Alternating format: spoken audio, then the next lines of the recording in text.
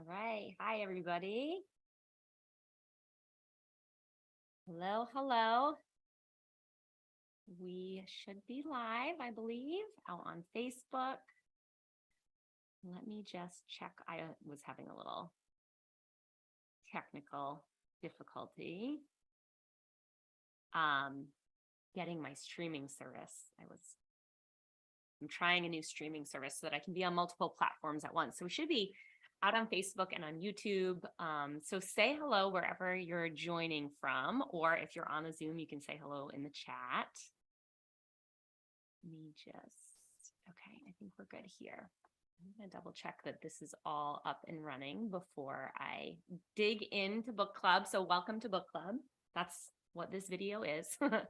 Our book club pick this month is Thrive by Arianna Huffington, and I can't wait to dig into it with you all. This is the second time that I have read through this book, and it really is a great reminder for us. A reminder, it's worth reading more than once. It is a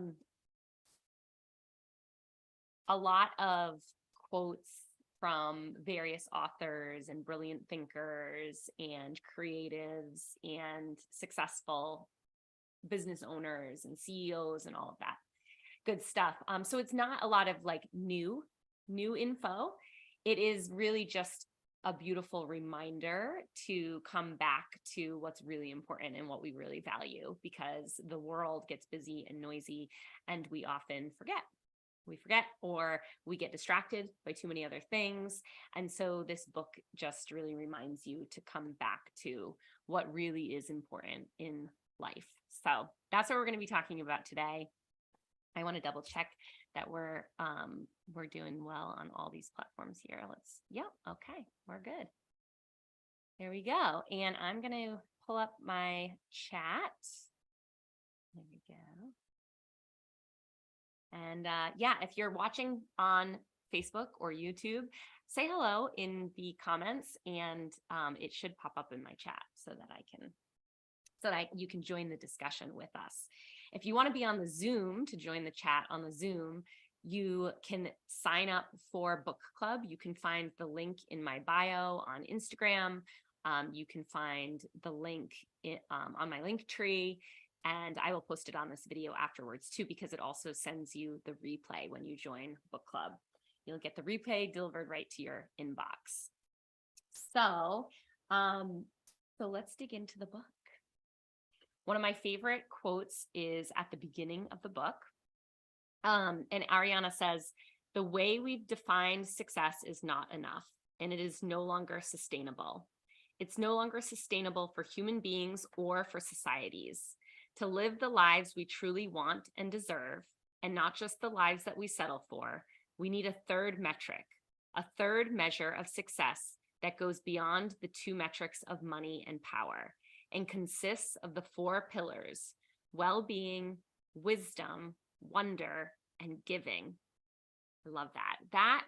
Reading that when I first read this book 10 years ago completely changed the trajectory of the business that I was running. It started with small changes, and then it grew into bigger and bigger changes, because I realized that my own success was defined on those first two pillars. Money, which was in a business. And of course, if you start a business, a big point of the business is usually to make money, right? And so that was always a driving force behind a lot of decision making. And then power, but I would say power was more from a perspective of growth, like how to grow, how to scale, how to reach more people, right? And so those two things were always driving all of my decisions in business. I really wasn't using very much. I wasn't using my well-being as a decision-making factor within my business. I wasn't using my intuition as much. I was always running an art-based business, so intuition was certainly a part of that. You do learn how to draw on your intuition, and when you are a creative and an artist. So I was using some of that, but not when it came to more analytical decision-making. it was almost separate. Like business was business and creativity was creativity. I didn't meld them together very well in those early phases of my career.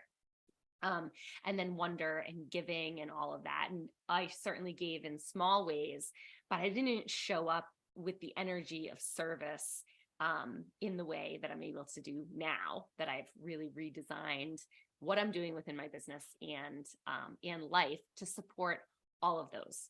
So in the book, the author compares the way that we're working with like a three-legged stool, but we're only focusing on the two legs of money and power, right? But this other, there's like some other metric of success there. And it really is our well-being and well-being holistically. So our body, mind, spirit, we're more than just like money and power are shallow. I almost say the most important leg of the stool is the other one, is the one that we're not paying as much attention to. And that's just cultural and societal. The Western world is very focused on those other metrics of success, those other external metrics of success, to the sacrifice of the actually fully lived, fully expressed, loving, joyful life. We deplete our life force when we're only focusing on those two external metrics. We sacrifice it, right? And I really believe that there is a way to design your life, work in the world, create an impact, create something big through a more aligned approach by actually focusing on the inner first and then going out in the world and taking action or inspired action is just so much more powerful. And most of us haven't really been taught that because it's not the normal way of building a business or of working or climbing up the corporate ladder or whatever. Before I read this book, nobody was ever talking about that when it came to business. And I love that she is a powerful business leader. And, you know, a lot of people who are very successful in the business world are very strong on that left side of the brain, the analytical, the strategic, and the right side of the brain, which is more creative, intuitive, spatial, is not rewarded as heavily. It's not rewarded as heavily in our education system either. You notice that, right? Like I was a high school art and photography teacher, and I have a degree in education. And a lot of education is focused on test scores, test results. You know, they're testing math and English are the two big things, right? On SATs and standardized tests. Those are the two big ones that everybody's focused on, where creative thinking and intuition and even well-being, I mean, how much are they even teaching well-being and mental health and all that stuff? That's all so important. And it's just not being stressed, and it's not being measured, and it's not holding the same weight both in education and in the working world. And I think we need to bring that back into what we're creating out in the world. Did you guys get something to drink, a coffee or a tea? Jamie, I see you're on the call. Do you have a tea with you? Do you have a tea? Grab your favorite beverage if you haven't already. Grab your favorite beverage and your copy of the book if you have a physical copy. One member in my coaching community, because we read these books together, she was saying she does have the Audible. I haven't listened to the Audible yet, but it's not Arianna Huffington narrating it. It's a different narrator, I think. And so I'm not sure. I don't know how the Audible is. I can't speak to that, but I did like having the physical copy. The first time I read it was on my Kindle, and then I just got the physical copy because I need to take a picture with the physical copy for book club. But I'm much more digital. I listen to a lot of Audibles, or I read on my Kindle typically, and I only buy because I go through a lot of books. I read a lot. But I like having the physical copy for book club. All right.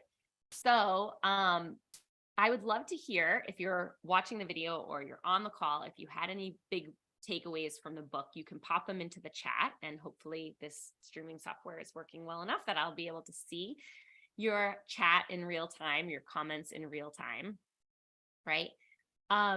Okay, so let's go a little bit deeper into how this relentless pursuit in our work, in society, for the other metrics of success has led to so much burnout, stress-related illnesses, erosion in relationships, right? I think it's not even just the striving that has affected that. That's like one thing. But also, I think the way in which we're working and how much technology we use, I think that's also a huge factor.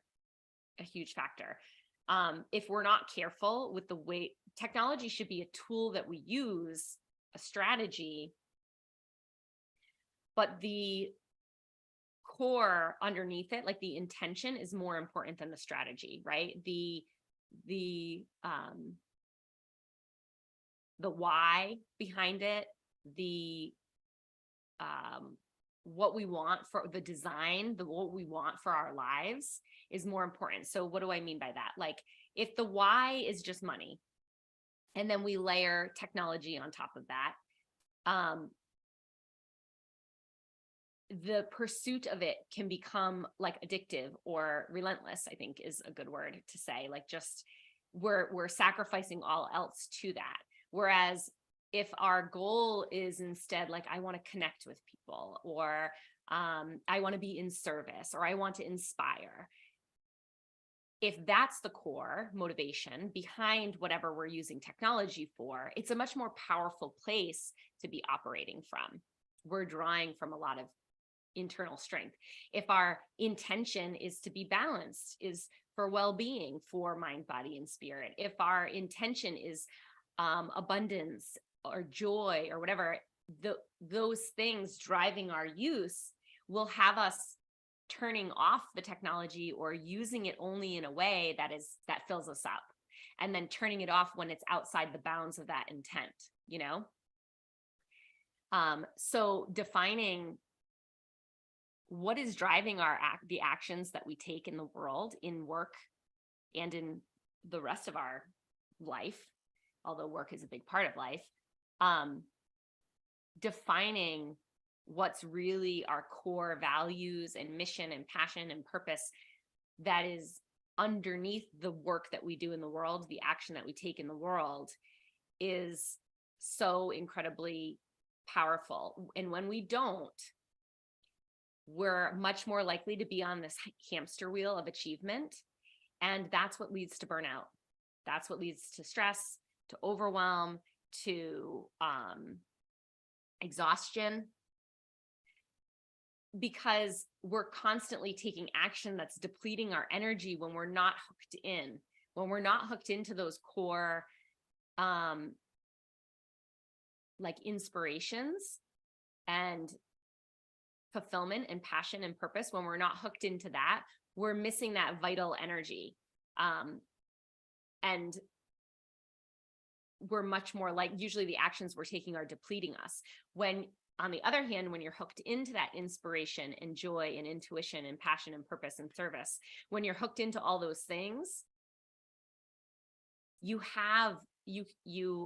those things fill you up. The action that you take fills you up. You don't feel as depleted afterwards. You're more likely to be in flow state. You're more likely to be in genius zone. I actually was just speaking all week at a conference in Nashville, Tennessee, the Elevate Summit. It was so fun and so inspiring. If you were at Elevate and you're watching this video, say hi in the comments. It was really inspiring to just connect with a group of creative women and some amazing inspirational business owners and career-driven women and whatever, but then also cultivating creativity, cultivating inspiration, because that is the place that we can go out and work in the world most powerfully. So we can take that inspiration back. We can take that gift to ourselves. We took time, we did a paint night. We took time to be creative and just for fun, just for fun, not for some outcome. We let go of the outcome. We just had fun with it. Giving yourself that time is so amazing, because then you take that fills you up, and then you take that into the other work that you do. So you're working from a much more powerful place, right? Yes, Jamie has her tea. Yes, good. A whole pot. How many teapots do you have? I want to know. Okay. So I want to hear from you what some of your challenges are surrounding giving time to these other metrics of success: well-being, wisdom, and wonder. Let's talk about the relationship. So first of all, well-being. What is well-being? Well-being that she's talking about in this book is really mind, body, and spirit. So you can ask yourself, is my work adding to or taking away from the well-being of my mind, body, and spirit? So how can we contribute to the well-being of our mind? Learning new things, creative thinking,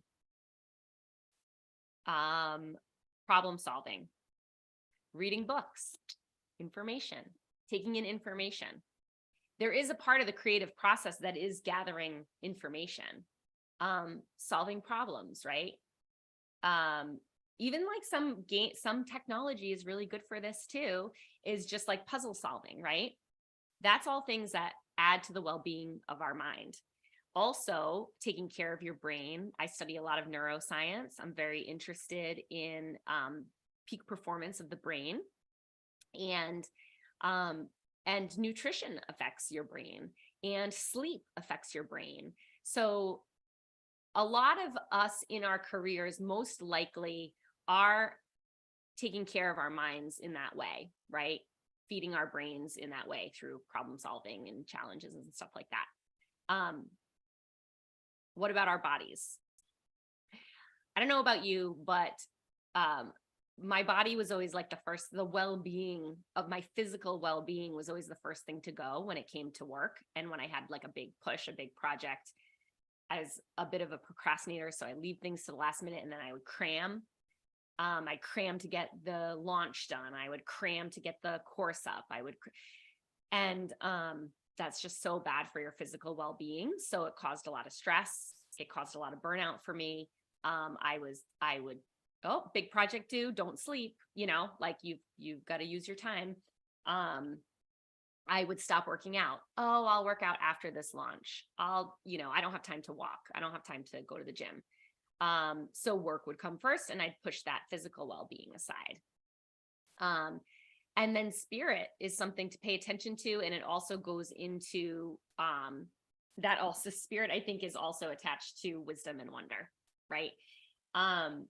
So what are we doing to take care of that? Are we, meditation is a way. Just doing things you love and that bring you joy. That's a way to take care of your spirit, truly. I mean, meditation, I think, is really, really powerful. And I'm the first one to be like, if you don't meditate at all, like you really, meditation helps with all those areas, actually, mind, body, and spirit. It is scientifically proven to help with all of that.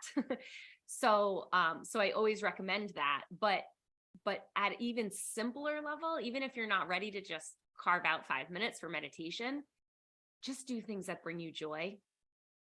Just doing things that make you light up, that make you feel fulfilled, that make you laugh, calling a friend, or going out with friends and laughing, watching funny movies. I forget what book this came from, but there was an example of, it might have been a Joe Dispenza book, but anyways, it was an example of somebody who was diagnosed with terminal cancer, and they locked themselves up in a hotel room and just watched funny movies for like days on end. And they were actually able to turn their cancer around. So it's just fascinating that connection between joy and actual physical well-being and our body's expression. So if nothing else, if you want to take care of mind, body, and spirit, find joy. in little things, in little ways every day, right? Whatever makes you happy, brings you joy, putting on music, dancing, going for a walk in nature, playing with your dog, coloring in a coloring book, writing, whatever it is that just makes you happy, do more of it. Do more of it in little ways. We don't give ourselves permission to spend time doing things that make us happy. We tend to think that's frivolous. I actually said at the conference, we get so busy. We're so busy with all the things that we don't want to do, our responsibilities, our obligations, usually stuff that we signed up for, all the stuff we signed up for. We get so busy doing all the stuff that we don't want to do that there's no time left for the things that we do want to do, for the things that bring us joy. Or when we sit down to do that, like, here's a good example. It's like cooking for me. I really like cooking when I'm not burnt out and stressed. I really enjoy cooking. I enjoy sharing my cooking on Instagram or whatever. Like, I love that. And usually I do a lot of cooking on the weekends. But I used to resent cooking at the end of a long workday. I would come home and I didn't even find joy in cooking because I was so tired and so burnt out and so stressed out and whatever.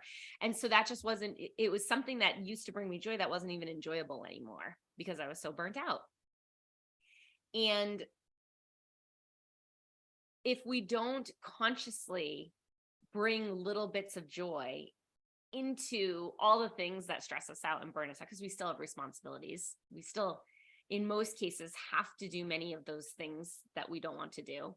But if we can also start bringing in things that we do want to do that make us happy, that bring us joy in small increments and little baby steps, we start to fill the tank back up. We start to fill the energy tank back up.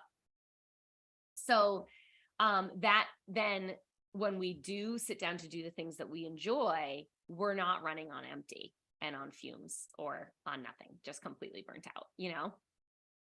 And I have been there. Like, I have been at that height of burnout with having babies, scaling a business past the $1 million mark, working long hours.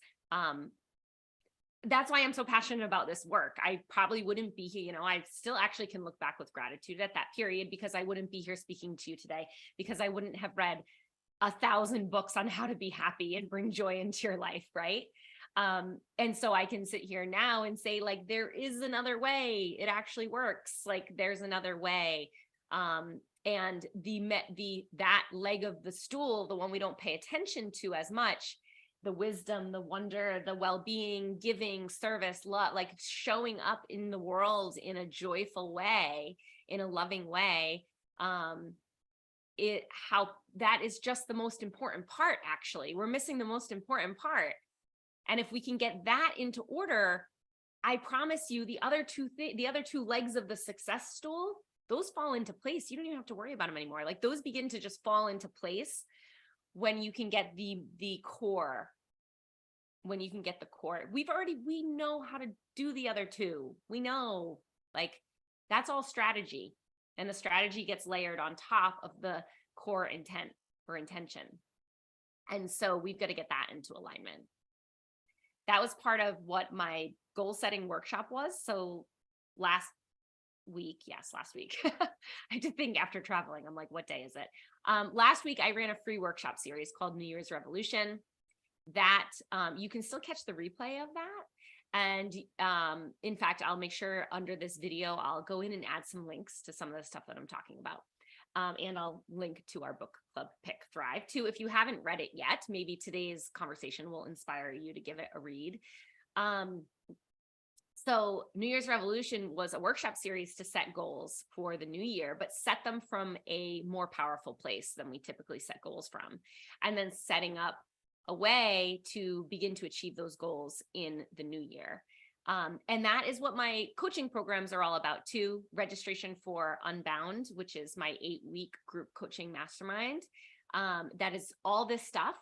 That registration ends this Sunday, the 27, 28, 29, Sunday, January 29th. Registration for the next round of Unbound closes on Sunday, January 29th. And then it's an 8-week program after that. And that whole program is really about this. Like, this is this is the work. It is redefining what success in your life looks like. It's daring to dream a new vision for your life, a new story for your life. And big. Make it big. Make it big for you. Big in, it doesn't mean like big, like I have to build a business of a certain size, or I have to have a certain number of followers or whatever.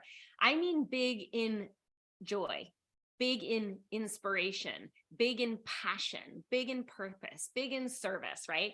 When I create, I dare to dream, like if I could design my life to look any way that I want. If you have a paintbrush, which you do, and you can paint your life to look any way that you want it to look, what does that painting look like?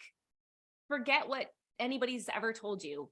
Forget what your parents told you was possible. Forget what school told you was possible. Forget what friends and well-meaning, very well-meaning people have told you is possible. Forget it. What do you want? Paint that picture exactly how you want it to look. And then you start, through simple daily practices, we begin to start taking inspired action towards that in little ways. Little ways. Okay, so well-being, mind, body, spirit, right? Wisdom. I love this one. I love that she included it in here because this is something I talk about a lot. And that is, there's intellect, right? We have an intellect. This is what we are cultivating through our education, right? Learning facts and having all those facts up here in our mind. Learning strategies for our business, learning how to be successful. Then there's other forms of intelligence in our bodies. So we have intuition. Have you heard things like a gut instinct, or like a deep knowing? That's our intuition. And she goes into intuition quite a bit in here, actually. Let me see.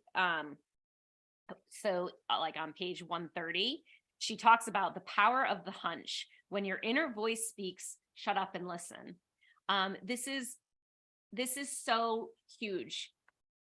Our outside world, the pace of our world, and all of the media that we consume, from television to social media, the news, all of that stuff, that has become so inundating, so busy, so constant, so unrelenting, so distracting, that we have forgotten to listen to the intelligence within.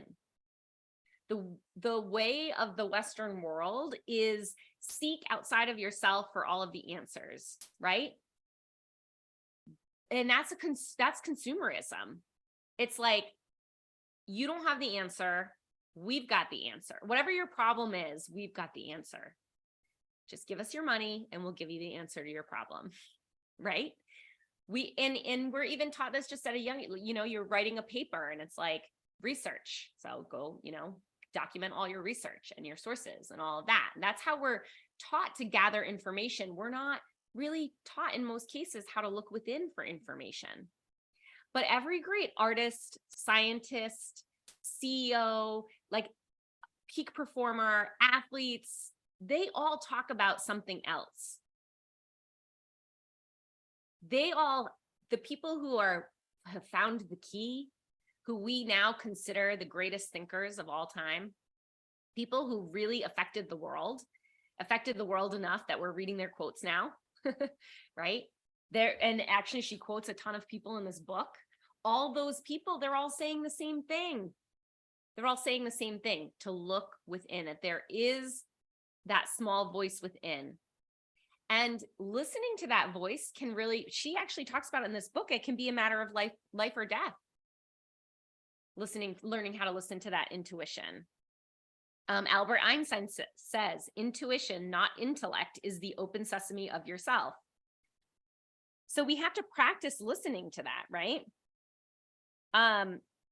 She says, we all know we have access to intuition if we nourish it and listen to it.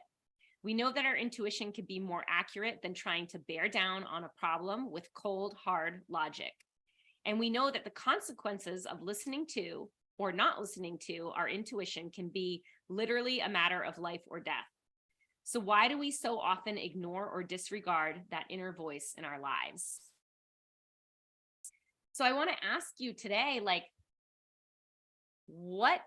when you think about, let's just think about any goal you have for the year ahead, because I'm still on goals, because we just did New Year's Revolution, and this is the time of year to set our goals and intentions for what we envision for our lives in the year ahead, right? That's the energy of the beginning of the calendar year.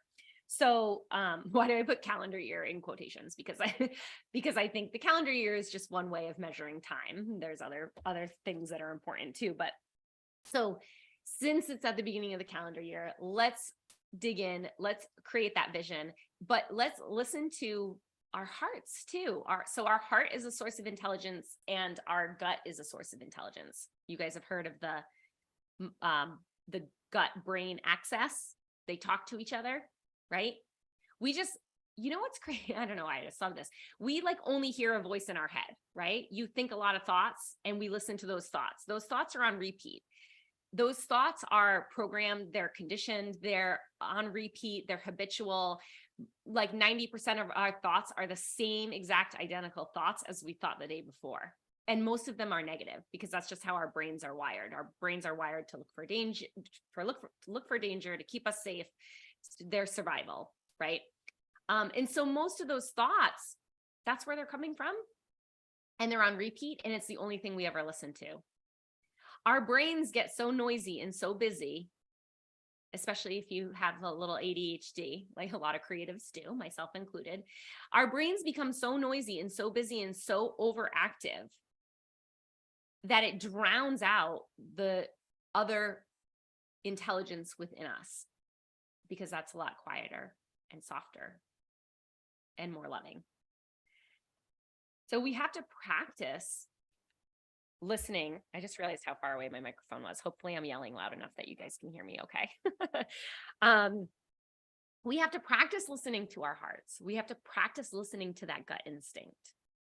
So I want to know now, and you can write this down if you're watching live. I want to know now, what is your intuition telling you about what you want for your life?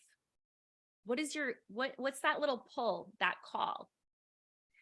For me, it was really scary listening to that voice, because when that voice started chirping up, I had built a really successful portrait studio.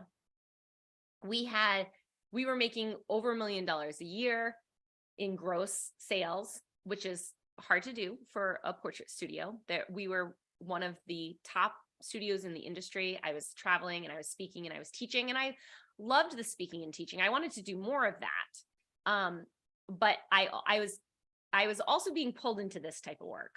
And when I was speaking and teaching, I was usually teaching business, and I could get up and teach business in my sleep. It wasn't stretching me anymore. It wasn't like it wouldn't even make me nervous. I could get on a stage in front of 1,000 people and teach you about pricing and teach you about marketing and teach you about branding. Like that was in my wheelhouse. But my gut instinct, I feel like my soul was saying, like, this is where you're meant to impact the world. This is where you're meant to stretch into next. We're always expanding. So the way I was meant to stretch was doing this work. And now that I'm doing it, I see why, because it's so impactful. It changes everything. Like teaching business maybe will teach you how to make more money, which can be impactful. Like it's like one strategy. It's like I was teaching the strategy, but not the foundation, right? And now teaching the foundation, I recognize how that impacts every other area of life. I know that business will get better, that relationships will get better, that you'll feel more joy and fulfillment, that you will end burnout, or experience it less and less and less over the years. That all comes from the foundation, not the strategy, right? And that's why I'm so passionate about doing what I do in my coaching programs. Because if you just have this, if you can just believe it a little, if you can just believe that what I'm saying right now is true, just a little, just a little, and you start to practice it just a little, you're going to see results in every single area of your life. And when you get those results, your belief grows and grows and grows. And then you're more willing to apply it to the bigger areas, the things that you're afraid to let go of control. Because that's what happens when we start listening to our heart and our intuition, the real truth of who you are and what you're meant to do in the world. When you start listening to that voice and where it's pulling you, it's terrifying. Our egos rush in at that point because it's out of our comfort zone. What's our comfort zone? The way we live right now. Your present reality, whatever it is your comfort zone, most likely. It's what you've always been living. And then that's whatever action you take on a daily basis, your thoughts, your emotions, and your actions on a daily basis become the reality that you're living in. And we're meant to stretch and expand out of that. And so once we start thinking those expansive thoughts and those stretch thoughts, they're bringing us into the unknown. And the unknown is so uncomfortable for us. So our brains are saying like, no, safety, where you're safe, like stay in the known.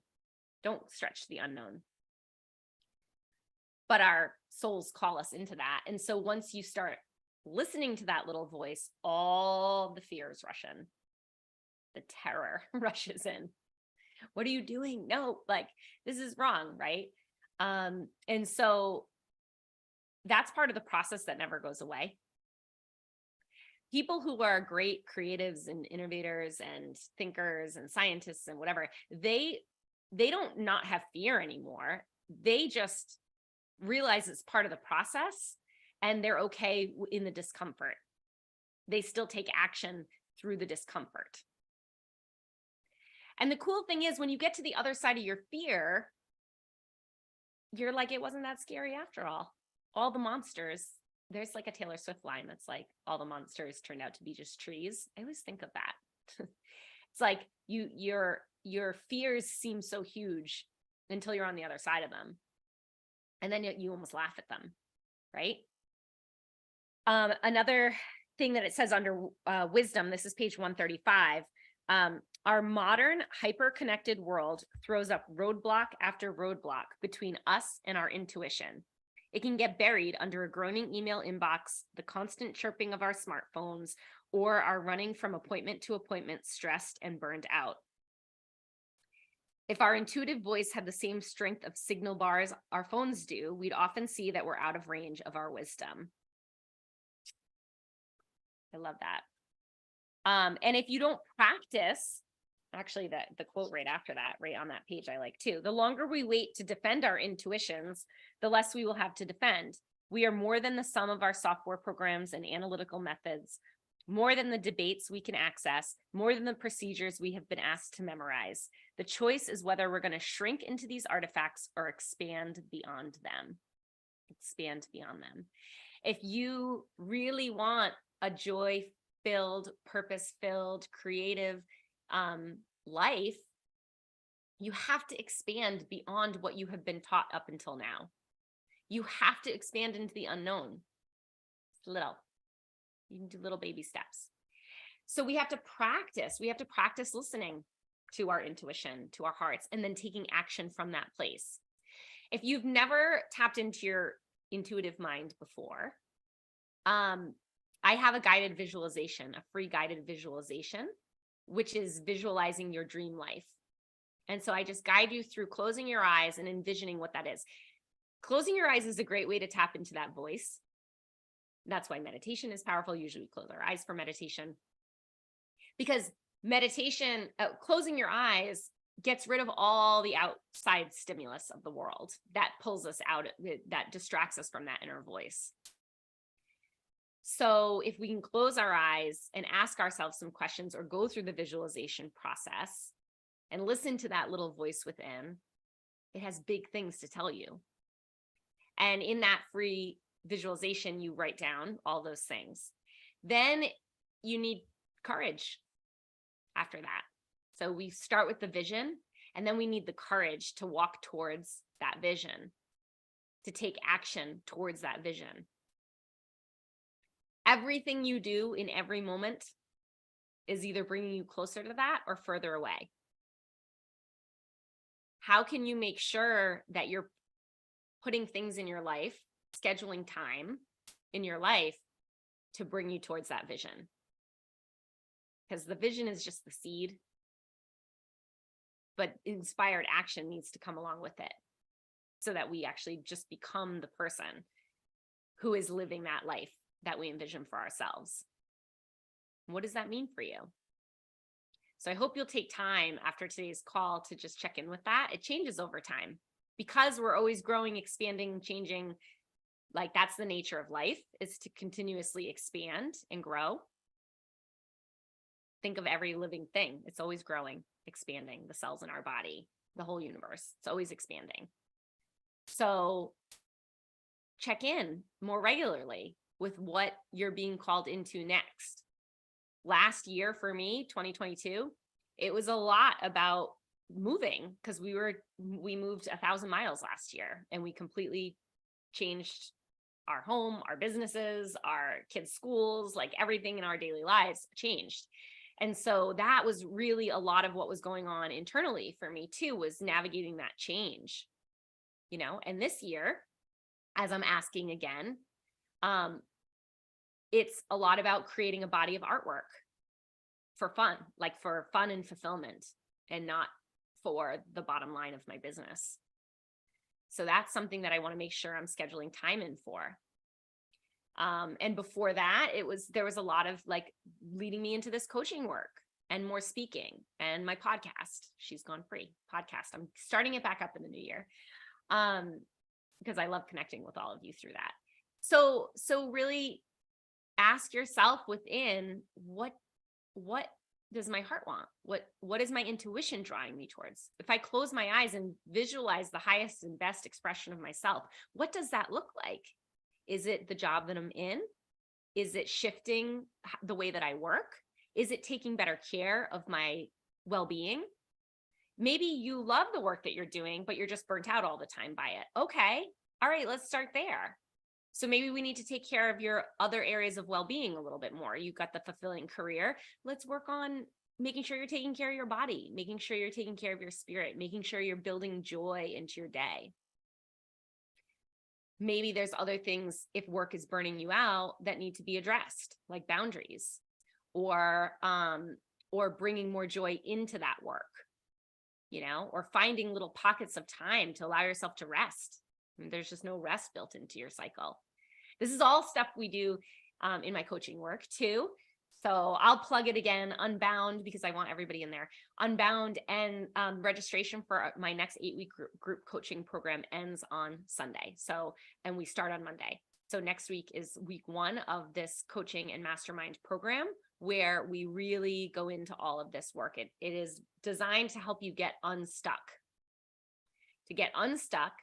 and to take like those upper limits, those blocks, the things that are blocking you from that vision, and to begin to dissolve them little by little and let them go, so that you can really step into that highest and best expression of yourself that your intuition and your heart are pulling you towards. They're calling you there. You know why so many of us don't listen to our hearts and our intuition? Because we're afraid if it doesn't happen, if the vision that we have for ourselves, if it doesn't happen, we're afraid it's like too vulnerable. We're afraid that it's going to break our hearts. And so rather than make ourselves vulnerable and chase after that and really listen, we'd rather just not hear it. We'd rather block out that voice. We've done it for so long. And so you just start stuffing it away and putting your head down and getting the work done, right? It's like, nope, I've got all this stuff in my life and I just need to focus on that. And so we bury that voice. And when we do that, it's kind of a form of self-betrayal. We betray ourselves. We betray our own hearts when we do that.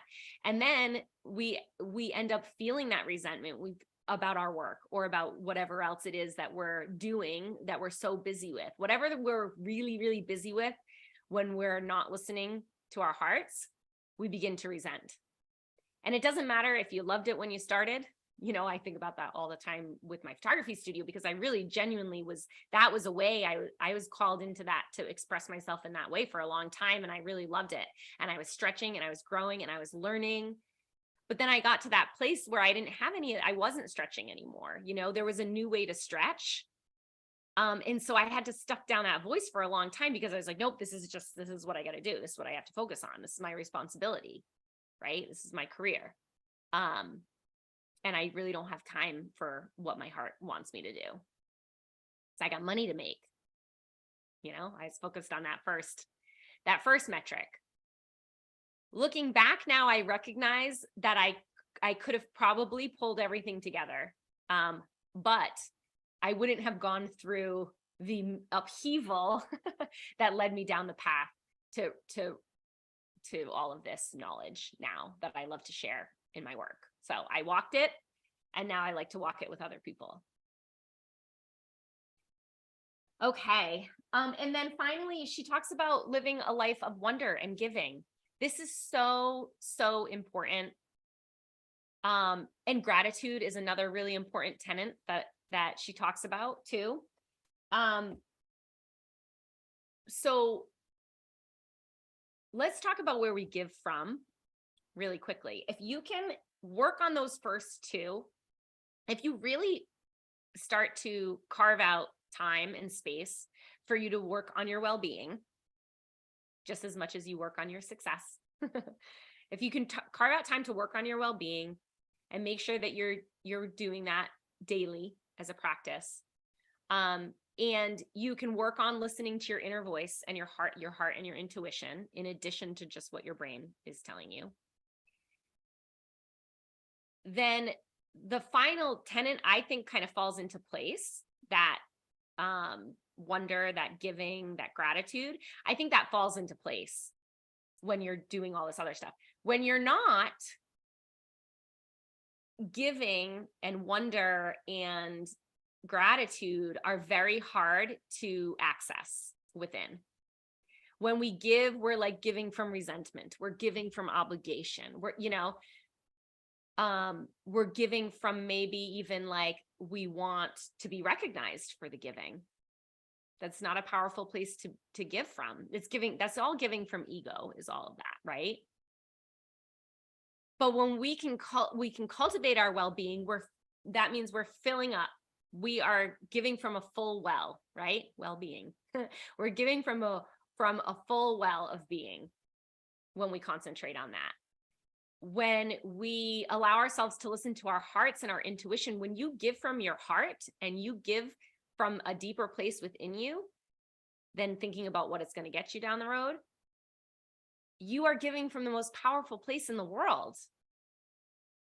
You're giving to yourself at the same time that you're giving out in the world. You're filling yourself up in the same time that you're giving.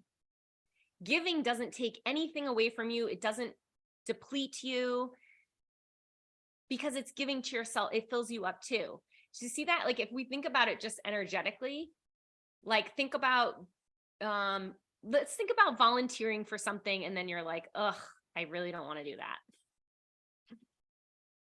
You're not, when you do that, when you take action and you show up and you give from that place, chances are, if you're giving from that, like, oh my God, I'm already so stressed out and burnt out and I just don't have time for this. And but I said I would do it.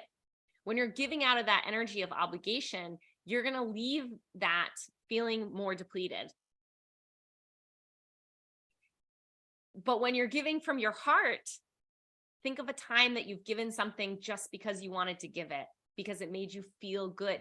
You feel good after you give it. You feel good because it filled you up, because it came from love. So instead of depleting you, it actually just fills you up even more. This is when giving is good. And there was one year, many, many years ago, that my word of the year was giving, because I really do believe in this, like, when you give to others, you fill yourself up. The problem was I really didn't take care of those other two tenets. So I still showed up and I gave and I gave and I served. But because I wasn't taking care of my well-being at the same time, I wasn't giving to myself at all, right? I was very self-sacrificing at the time. Because I wasn't filling up myself, that giving did deplete me. And eventually I got to the place where I felt resentful of it. So you do need to give to yourself too in those areas of well-being, and listening to your heart and listening to your intuition and which way it's telling you to go. Because if you're never listening to your own heart and you're never listening to what you're being called into, and you're shutting that away and you're not taking care of your mind, body, and spirit, so you're basically neglecting those other things, giving is never going to feel that like good, love, replenishing, whatever. It eventually will lead into that place of resentment. And I know a lot of people that serve from a place of resentment, not because like they have a good intention, they have a good idea, that they want to give and serve, but they're just not taking care of themselves. And so there's no balance there. So it's so important to also take care of yourself. We talk a lot about self-care, being selfish. We just have this notion that like if we are putting ourselves first in any part of our lives, that it's selfish. But I think it's the exact opposite. I think it's so powerful, because when you can take even little bits of time to really take care of that, when you do show up to serve or give, it is from such a more powerful place. The way you impact others, the energy behind all of it is going to be so much more powerful. And you're going to help other people so much more when you do take the time to fill yourself up. And I know that firsthand from my experience, because I've been teaching for a long time. I was a high school art and photography teacher. I started in 2003. So like 20 years I've been teaching. But it's never felt as good as it does now, that I also make sure that I am filling myself up first and coming from a place of inspiration. Every day that I show up here to speak or talk or coach, like I make sure that I'm getting into alignment and I'm coming from my heart and my inspiration and my intuition when I do it.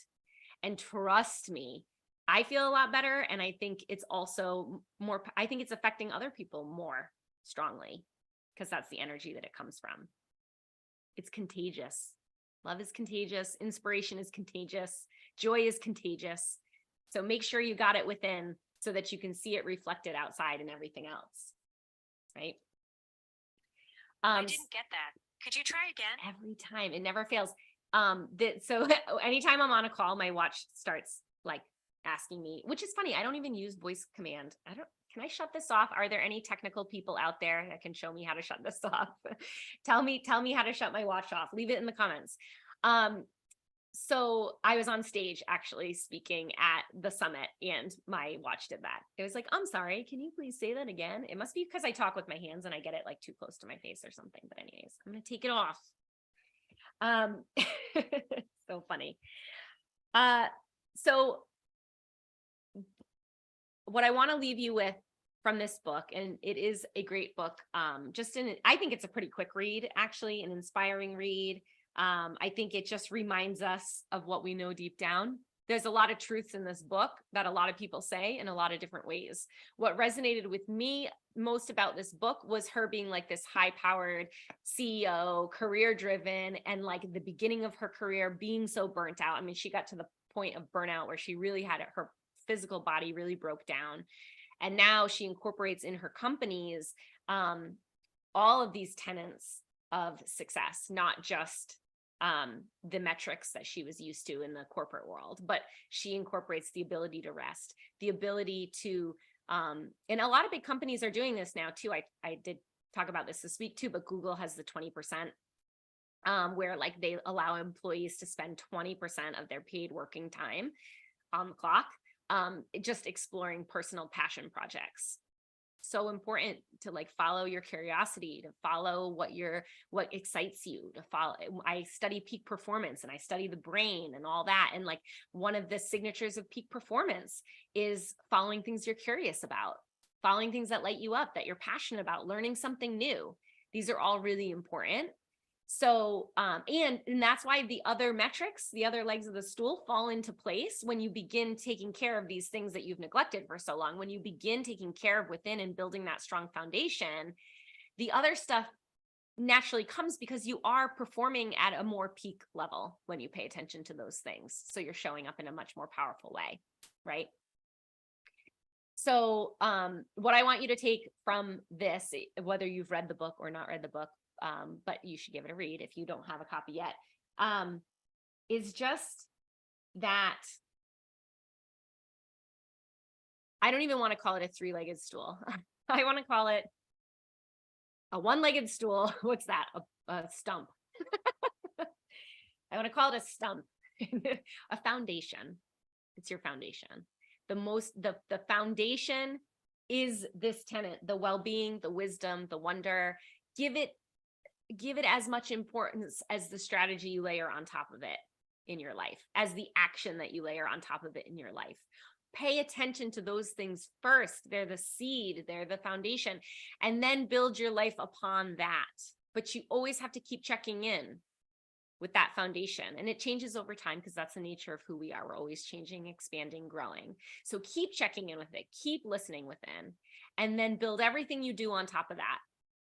The action you take in the world, the way that you spend your time, the way that you schedule yourself.